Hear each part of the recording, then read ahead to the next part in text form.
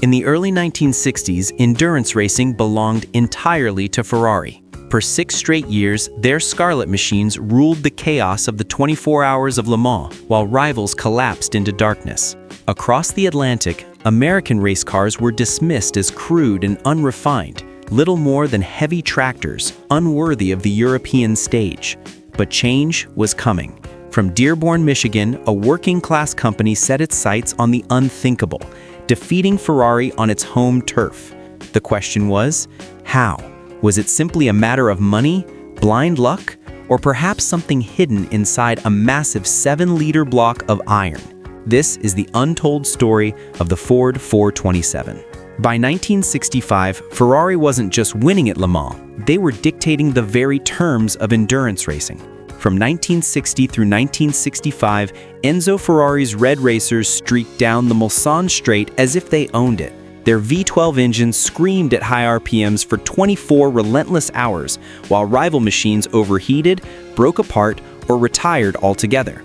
Each victory fueled the Ferrari legend. These weren't just race cars, they were rolling works of art, finely tuned and seemingly untouchable. Le Mans was no ordinary race. It was 3,000 miles packed into a single day, an event so brutal it destroyed engines and crushed drivers. To win, a car had to be both lightning fast and indestructible. Ferrari had perfected that balance of speed and endurance in a way no one else could. Meanwhile, American attempts went almost unnoticed. Cars from Detroit's Big Three were seen as clumsy brutes, built for NASCAR ovals and drag strips, not for the delicate chessboard of endurance racing. European journalists mocked them, suggesting Americans should stick to building tractors and pickup trucks. Even Enzo Ferrari seemed to share that view, laughing off the idea that an American company could ever threaten him at Le Mans. To him, the French circuit was his fortress, and no outsider had ever breached its walls. But arrogance has a way of inviting challenges, and in 1963, a business deal gone wrong would turn a negotiation into a bitter feud, sparking the creation of an engine that would eventually bring down Ferrari's empire. That year, Henry Ford II believed he had found a shortcut. If Ford couldn't beat Ferrari at Le Mans, why not simply buy the company? Lawyers and accountants flew to Italy, contracts were drawn, and in Dearborn, the champagne was already waiting. For Ford, the deal promised instant prestige, an American industrial giant suddenly linked with the elegance and mystique of Maranello. But Enzo Ferrari had no intention of giving up control. At the last minute, he spotted a clause in the contract. Ford would control the Scuderia's racing budget. For Enzo, racing wasn't just part of his company, it was his life. He refused to surrender it. With a single stroke, he tore the deal apart. Worse, he added insult to injury. Legend has it he dismissed Henry Ford II as nothing more than a fat little car dealer, a jab that cut deep into Ford's pride. When word reached Dearborn, Henry Ford II was furious. He wouldn't allow an arrogant Italian to humiliate him on the world stage. If Ferrari thought American cars were farm tractors, Ford would build a machine so fast, so ruthless, that it would bury Ferrari at Le Mans. From that point forward, Ford's mission wasn't business, it was personal. Beating Ferrari at Le Mans became a matter of honor, no matter the cost. The side oiler was born, a costly, labor-intensive engine that demanded hours of hand assembly. At first, Ford executives hesitated, but the engineers insisted. If you want to beat Ferrari, you'll have to bleed for it. When the first side oilers were run on the dyno, everything changed. They revved freely without starving for oil. Pressure stayed stable.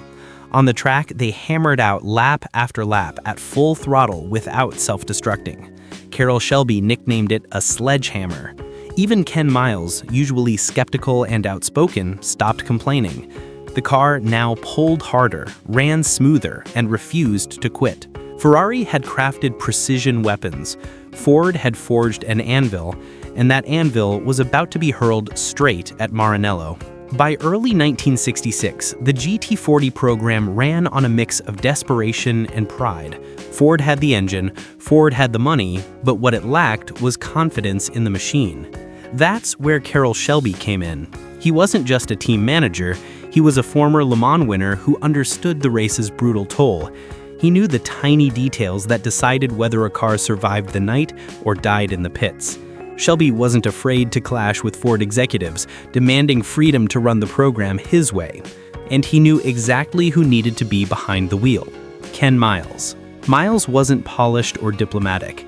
He was blunt, stubborn, and brutally honest, but he had a rare gift for sensing the strengths and weaknesses of a car.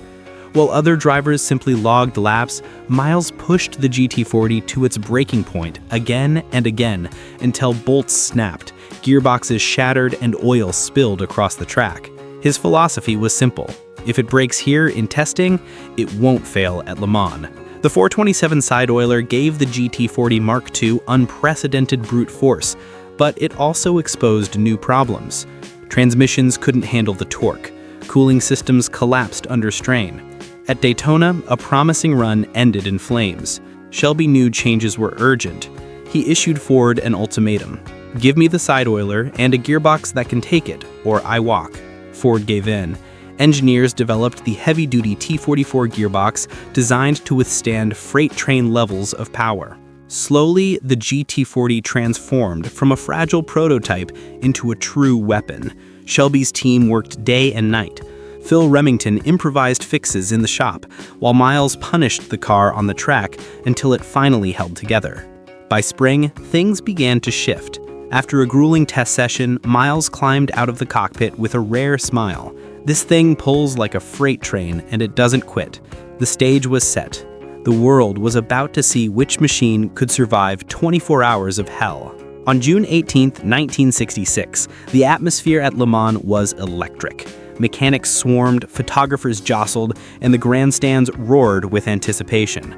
On the starting grid stood Ferrari's sleek red 330 P3s, facing down an armada of 4 GT40 Mark IIs, each armed with the thunder of a 7-liter side oiler V8.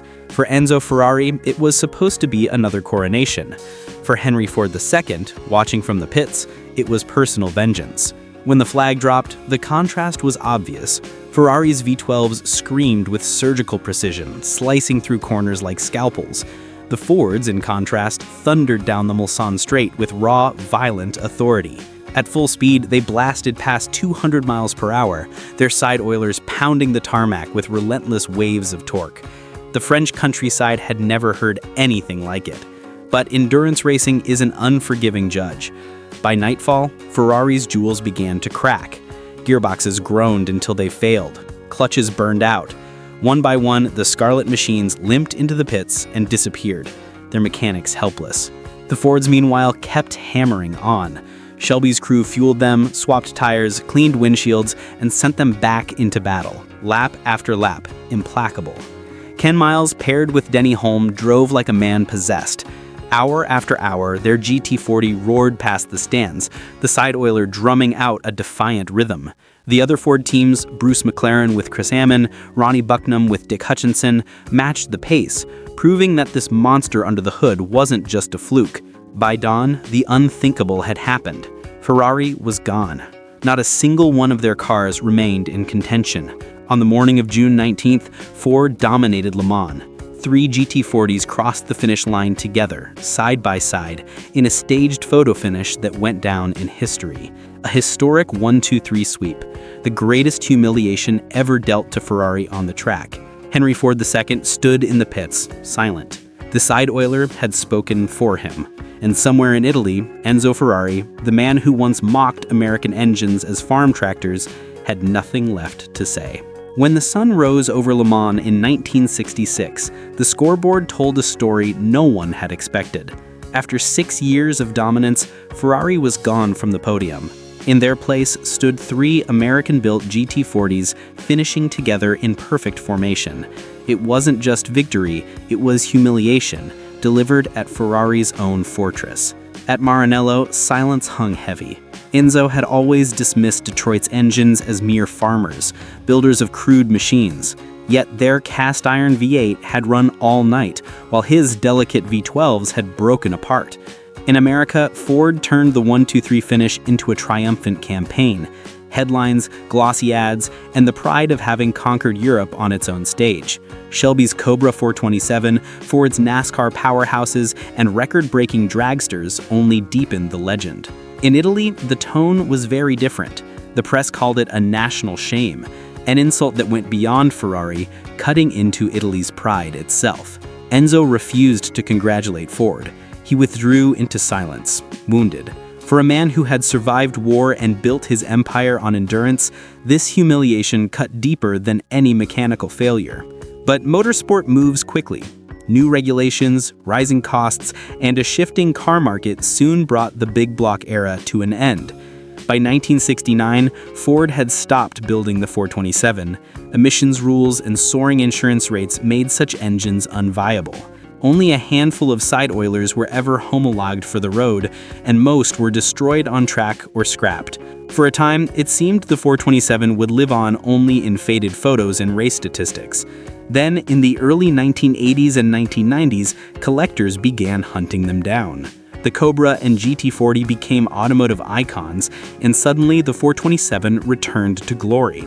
Carroll Shelby himself relaunched limited production Cobras, insisting the only engine worthy of the name was still the side oiler. Builders resurrected original blueprints, even casting new blocks, sometimes in lighter alloys, to extract more power than Shelby had ever dared in the 1960s. Today, the 427 lives on, not as a museum relic, but as a symbol. It was the engine that allowed Ford to topple Ferrari, a brutal, iron-forged answer to Italian arrogance. And in 1966, it imposed a silence on Enzo Ferrari that he would never forget. The 427 side oiler was raw, heavy, and unapologetically American. But in 1966, it carried Ford to the greatest triumph in its racing history. 3 GT40s finished in formation, while Ferrari, who had once laughed at Detroit's engines as little more than tractors, was left in silence. That silence in Maranello echoed louder than any victory lap, and it still resonates every time a GT40 roars to life with a 427 under its hood.